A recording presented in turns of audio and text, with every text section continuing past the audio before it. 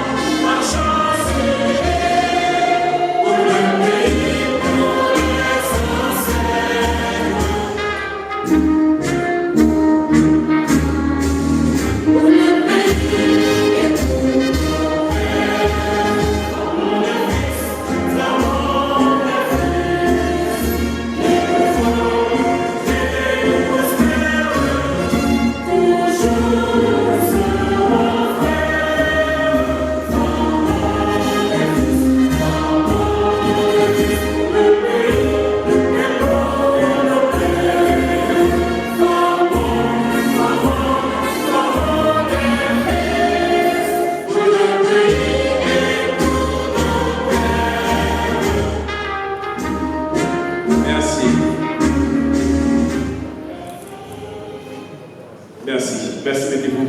Merci. Haïti a montré le chemin de la liberté. Aujourd'hui, elle est ignorée.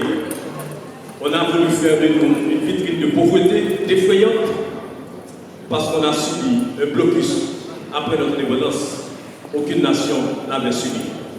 Mesdames, Messieurs, je vous demande déjà de vous applaudir de votre présence vous-même. Applaudissez-vous. Merci de votre présence. Merci.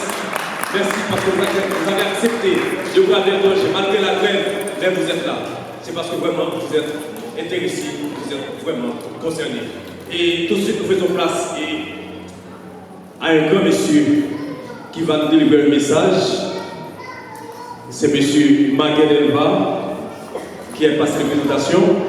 C'est un poète, dramaturge, un présentateur et puis un fonctionnaire de l'État. Ça fait longtemps qu'il est là au consulat. Peut-être aujourd'hui, il va nous parler et de ce qu'il a, comment il a compris la date de l'indépendance, de la célébration de l'indépendance pour 1er janvier 1804. Mesdames, Messieurs, M. Maguel Elva, s'il vous plaît. Merci. Mesdames, Mesdemoiselles, Messieurs, mes chers compatriotes, d'abord, laissez-moi vous présenter des vœux de santé, j'ai bien dit, de santé, de prospérité, de bonheur, de l'harmonie, de la concorde familiale au sein des familles haïtiennes vivant en France. Et je formule aussi des vœux de réussite à l'endroit de chacun ici présent, car vos réussites sociales ici en France, en terre française, ont sûrement des répercussions chez nous, sur notre cher Haïti. Que cette année 2020 qui vient de commencer vous apporte la joie, la santé, la concorde familiale, la prospérité, le bonheur. Aussi, à celles et ceux qui nous regardent par l'intermédiaire des réseaux sociaux, et il me semble que Achla soit en direct, et d'autres.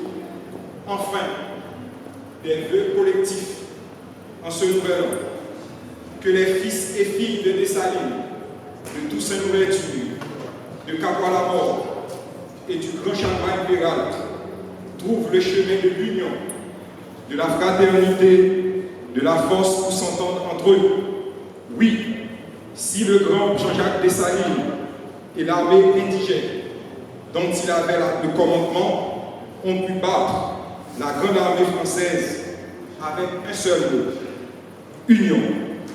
Tout le monde dans un seul camion pour en finir avec l'esclavage.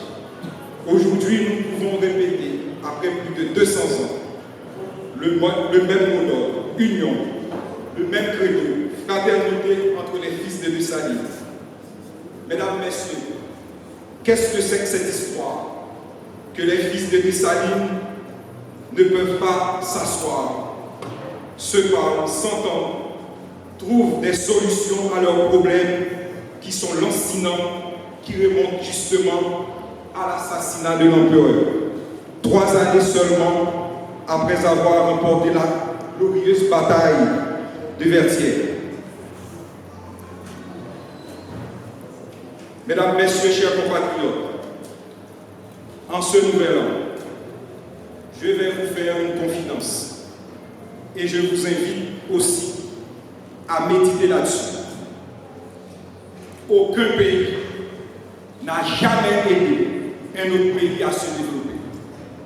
Cela n'existe pas. Sachez-le une bonne fois pour toutes. Nos problèmes haïtiens doivent être résolus par des Haïtiens. Le problème, le développement est national.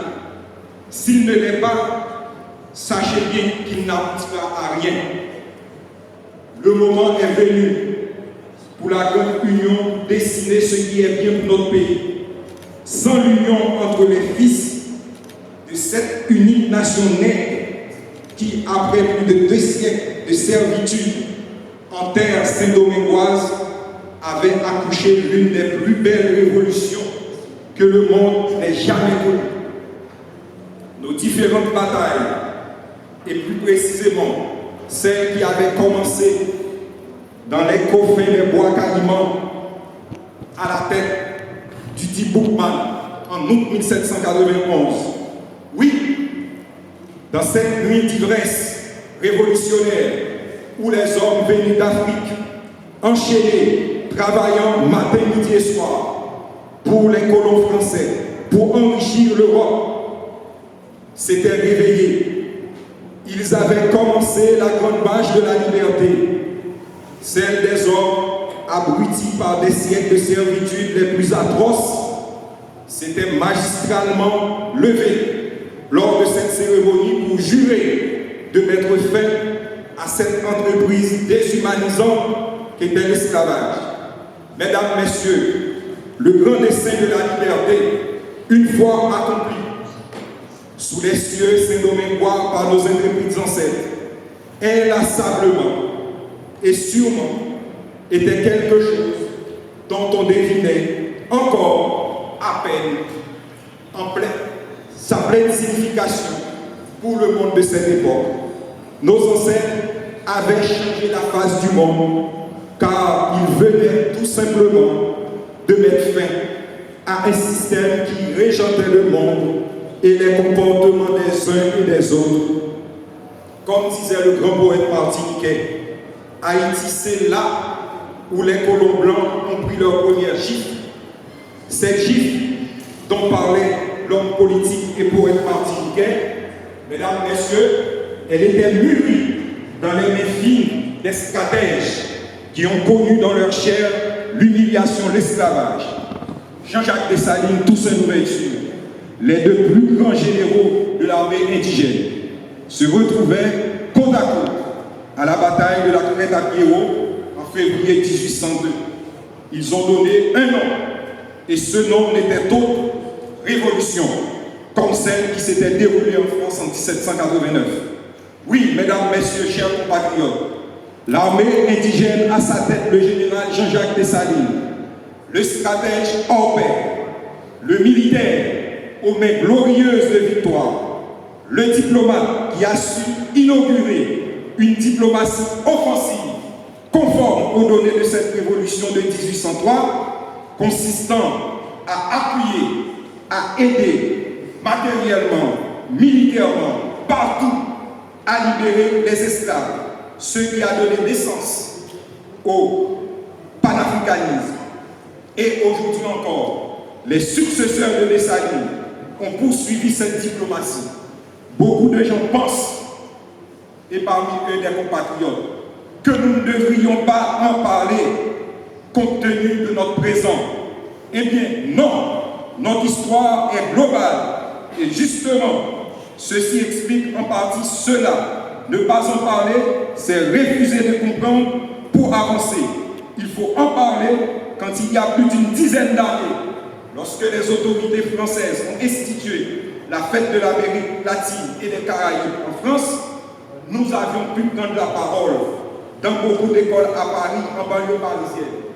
Et c'est l'histoire qui a conféré à Haïti une place de choix dans le dispositif de cette célébration. Car c'est nous qui sommes allés en Amérique latine pour libérer l'Amérique latine, en armant Bolivar et les autres pour libérer l'Amérique latine. Mais, disons avec recul, j'ai compris, malgré nos tiraillements, notre division intestine, notre place parmi les nations est toujours là.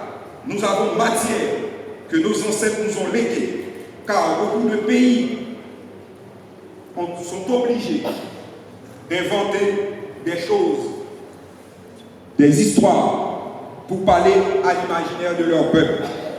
Nous, en Haïti, nous n'avons pas besoin. Au contraire, nous ne célébrons pas assez nos héros qui se sont sacrifiés pour nous. C'est inadmissible qu'il n'y ait pas un jour férié en mémoire du grand chambard impérial, de Dudi Boukman, pour ne citer que ces deux-là. Mesdames, Messieurs, dans la longue liste des victoires de nos ancêtres pour se libérer du joug de l'esclavage, la victoire à la crête à Pierrot n'est pas non plus célébrée. Pourtant, en février 1802,